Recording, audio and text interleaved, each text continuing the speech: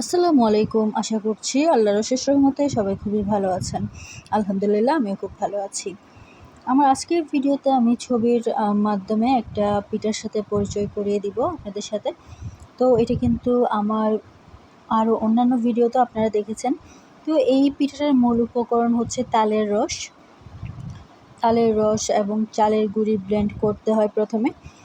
তো পানি দিতে হয় খুবই অল্প, আর যদি পারা যায় পানি না দিয়ে শুধু তালের রস দিয়ে ব্লেন্ড করলেই ভালো। এছাড়া এখানে গুঁড়া দুধ দিতে হয়, ইস্ট দিতে হয়, লবণ দিতে হয়, ডিম দিতে হয়, চিনি দিতে হয় এবং ময়দা দিতে হয়।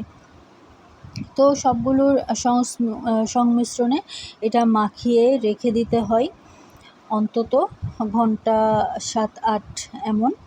তো তারপরই কিন্তু এটার খামিটা পিঠা বানানোর জন্য রেডি হয়।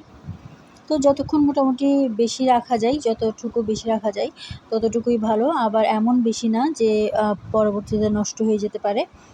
একেবারে যদি আপনি রাত্রের দিকে মাখেন তাহলে সকালে অনায়াসে বানিয়ে ফেলা যাবে।